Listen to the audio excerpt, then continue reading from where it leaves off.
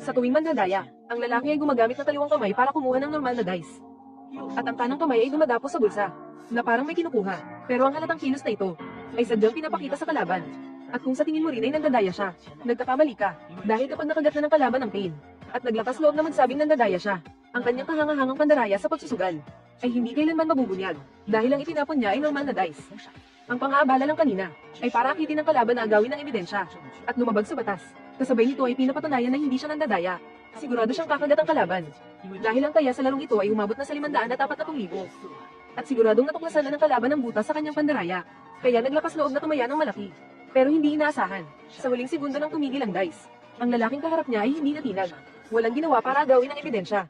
Nawalan ng pag-asa ang leader ng klase. Masyado lang ba akong mapaghinala? Sa totoo lang, mula simula hanggang katapusan. Hindi alam ng kalaban ang kanyang pandaraya. Ang maingat at mapaghinalang leader ng klase ay naging pabaya sa pagkakataong ito. Iniisip na tinatakot lang siya ng kalaban. Isang apoy ng galit ang sumiklab sa kanyang puso. Kaya, nagpasya siyang sa harap ng buong kasino. Ay turuan ng leksyon ng batang ito. Dahil may isa pa siyang pagkakataon na maghagis ng dice. At sa pagkakataong ito, hindi na siya magtatago. Inilagay ang kanang kamay sa bulsa. At kinuha ang magic dice na ginagamit sa pandaraya. Pero sa pagkakataong ito, ang tusong leader ng klase ay pagsisisihan ito habang buhay. Dahil ang hari ng sugal na si Cody ay nakita na ang lahat. Ang laban ngayon ay ang kanyang paghihiganti. Isang buwan na ang nakalipas, si Cody ay tinuruan ng leksyon ng leader ng klase sa lugar na ito. Hindi lang siya natalo sa isang gabi. Nagkautang pa siya ng 20,000 sa leader ng klase. Kailangan niyang magtrabaho sa ilalim ng lupa para mabayaran ang utang. Pero hindi siya pinabayaan ng langit.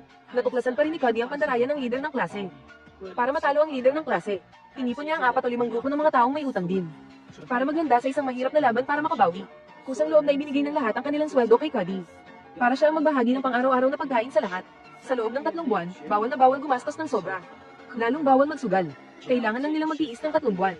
Ang pinagsamang sweldo nilang ani may aabot sa 540,000. Plano ni Cody na gamitin ang perang ito para talunin ang leader ng klase. Sa wakas, pagkatapos ng 3 buwan ng paghihirap, nabayaran na nilang anim ang lahat ng kanilang mga utang.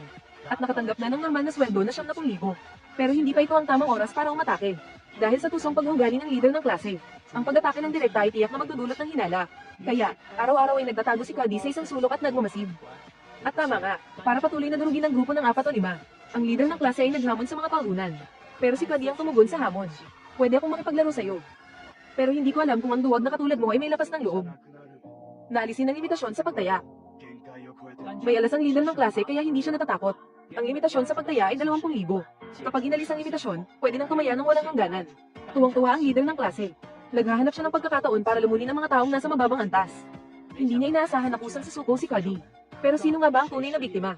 Hindi pa natin alam. Sa laban na ito, isusugal ni Cody ang kanyang buhay. Ang walang imitasyong laban ay nakaakit ng maraming manonood na sumusuporta kay Cody. Pero hindi inaasahan, nang dumating ang pagkakataon ni Cody na maging bankero, tumanggi siya. Dahil ang plano niya ay hindi maging bankero para manalo, kundi hintayin na maging bankero ang leader ng klase para matalo ito. Pero ang isa sa mga tauhan ng leader ng klase ang naunang maging bankero. At sinunggaban ng posisyon. Kahit alam ni Cody na siguradong mandadaya ang kalaban, tumaya pa rin siya ng 20,000. Sa unang laro na bankero ang leader ng klase, nakakuha siya ng straight na 456. Doble ang panalo, ibig sabihin kailangan din ni Cody na makakuha ng 456 para mapanatili ang 40,000. Pero sayang, kahit gaano kaganda ang kanyang kilos, hindi niya matatalo ang probabilidad. Tumigil ang dice sa 2. Tawa ng tawa ang grupo ng leader ng klase. Akala ko may tinatagong alas. Hindi ko inaasahan na may mas malaking tinatago. Minala si Cody sa unang laro, at hinarap ang pang-asal ng leader ng klase. Sa pangalawang laro, 1,000 lang ang taya ni Cody. At tama nga, 3 puntos lang ang nakuha ng leader ng klase. 1,000 lang din ang taya ni Cody. Pero 4 na puntos ang nakuha niya. Panalo siya sa round na to. Ang akala mong mainit na laban ay naging isang mind game. May mga nainip, at gustong umalis na. Pero sayang, mamimiss nila. Ang pagbaliktad ni Cody sa laro, dahil nakagat na ng leader ng klase ang pain. Ang unang ginawa niya pagkatapos maging bankero, ay paalisin si Cody sa mesa. At pinutsapan niya si Cody dahil sa maliit na taya nito, na hindi raw karapat-dapat kalabanin siya.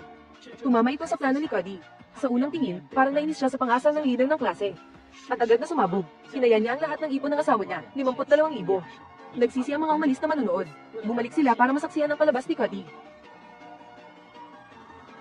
Ngayon, tulala naman ang leader ng klase. Kahit hindi niya alam kung saan nanggagaling ang kumpiyansa ni Cody. Kinuha niya na lang ang mangkok at naghanda para mandaya. Sandali lang. Pero hindi lang doon nagtatapos ang kabaliwan ni Cody. Sumigaw siya. Tawagin ang lahat ng miyembro ng grupo 4 at 5. Walang pag-alinlangan niyang nilabas ang lahat ng pera niya. Idinagdag pa ang natitirang 24,000 ni Cody. Umabot sa 507,000 ang kabuuang taya. Isang grupo ng mga talunan, tinaya ang lahat. Kahit ang leader ng klase, na sanay mandaya, pinagpawisan ng malamig. Alam niyang kung matatalo siya, hindi lang 500,000 ang mawawala sa kanya, kundi posibleng umabot pa sa 1,000,000 o 1.5 milyon. Hindi maintindihan ng leader ng klase kung saan humuhugot ng lakas ng loob ang kalaban niya. Sa harap ng panghahamon ni Cuddy, muntik na siyang mawala ng kontrol at pumayag. Pero napaisip siya, bakit kaya ganito kalaki ang taya nila? Siguradong may alam silang paraan para manalo. Teka, posible kayang natuklasan na ng mga taunang to ang paraan ko ng pandaraya sa dice. Balikan natin ang nangyari 1 taon na ang nakalipas. Tinawag ng leader ng klase ang dalawa niyang kasapakat sa kalagitnaan ng gabi. Para maghari sa sagalan, nilabas niya ang 3 dice. 6 ang mukha ng bawat dice. Pero 3 numero lang ang lumalabas. 4, 5, at 6. Gamit ang mga dice na to. Siguradong 4 pataas ang lalabas. Kung gusto mong lumabas ang 4, 5, o 6 para doblehin ang panalo. 1/3 ang posibilidad. Dahil madilim sa loob ng iligan na kasino. At kahit saang anggulo mo tingnan, 3 mukha lang ng dice ang makikita mo. Mahirap mahalata ang pandaraya niya. Kahit may gustong manghuli sa kanya, lagi niyang sinisigurado na may tao sa kaliwa at kanan niya tuwing nagsusugal. Kaya kahit may maghinala at tangkay na gawin ng dice, para ilantad ang pandaraya niya, mangunahan na siya ng 2 tao sa tabi niya. Ngayon, ayaw na ayaw mag-risk ng leader ng klase. Kung gusto talagang humanap ng ebidensya ni Cuddy, mas gugustuhin pa niyang gumamit ng ordinaryong dice sa round na to. Dahil kung manghuli siyang nandadaya, hindi lang triple ng taya na 500,000 ang kailangan niyang bayaran, kundi mapapahiya pa siya sa lahat.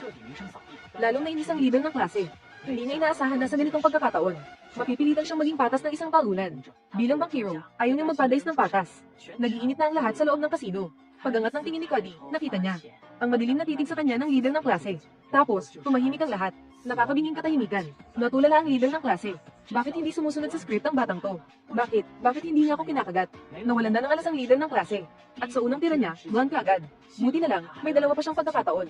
Nang makita niyang kalmado pa rin si Cuddy, at mukhang nakahinga na ng maluwag ang grupo 4 at 5, gumano na naman ang pagiging mautak ng leader ng klase. Sigurado akong nag-aalala lang ako ng sobra. Hindi naman pala napansin ang ugok na yun ng dice ko. Pero agad ding naisip ng leader ng klase ang isa pang posibilidad. Masyado kasing normal ang pag-dice niya kanina. Masyadong ordinaryo. Kung magkukunwari siyang nandadaya, siguradong kakagat ang ugok na yun. Kaya, hinawakan niya ang dice sa kaliwang kamay, at inilagay ang kanang kamay sa bulsa. Sinadya niyang gumawa ng malaking kilos, para makita ito ng husto ni Cuddy. Pero sa pangalawang tira ng leader ng klase, hindi pa rin gumagalaw si Cuddy. Paminsan-minsan lang siyang sumusulyap sa leader ng klase. Habang hinihintay at nagtataka ang kalaban, wala siyang kahit anong galaw na pagtayo. Galit na galit si Nobita, parang nawala ng kaluluwa. Ang mas nakakainis pa, wala pa rin puntos ang pangalawang tira niya. Pero ang ekspresyon ng ginhawa ng grupo ng 4, ang nagpamulat sa leader ng klase. Imposibleng malaman ng kalaban ng pandaraya ko. Dahil 2 beses akong hindi gumamit ng magic dice. Kung alam nila ang totoo, dapat magulat o madismay sila. Pero ang mga ito, natulala lang at nagulat. Kahit 6 na aktor, hindi kayang umarte ng ganito. Kaya ang mga taong ito, isang dahilan lang kung bakit sila naglakas loob na tumaya ng malaki. Para takutin ako. Para pigilan ang matagal ko ng swerte. Sus Mariosep, niloloko lang nila ang sarili nila. Hindi pa rin nila alam kung paano sila nanalo ng pera. Matagal ng swerte. At dahil sa tukso ng 500,000 malaking pera, unti-unting namanhid ang leader ng klase, tuluyang namanhid. Sumenya sa mga kasama na maganda, sa harap ng lahat. Tuturuan ko ng leksyon si Cuddy. Kaliwang kamay pa rin ang may hawak ng dice. Kanang kamay nasa bulsa. Pero ngayon, may magic dice na sa kamay. Parehong galaw na nagpakabog sa dibdib ng lahat. Ang huling tira na magdedesisyon ng buhay at kamatayan. Sa wakas ay binato na ng leader ng klase. Nagulat si Cuddy. Ang tensyonadong mga mata ng leader ng klase. Agad niyang napansin. Pero hindi pa ito ang oras para kumilos. Bago mahuli ang ebidensya ng pandaraya, may isa pang mahirap na pagsubok. Ang mga alipor sa tabi ng leader ng klase. Dahil mas malapit ang mangkok sa grupo ng leader ng klase. Kaya kung gagalaw si Cuddy, uunahan siyang agawin ng mga alipors ang dice. Kaya 0.5 segundo lang ang pagkakataon. Ang sandali bago tumigil ang dice. Habang nakatitig ang lahat sa resulta, kumilos na si Cuddy. Patay na. Lagot na ang grupo ng 3 ng leader ng klase. Naharang ni Cuddy ang magic dice. May matibay na ebidensya para talunin ang leader ng klase.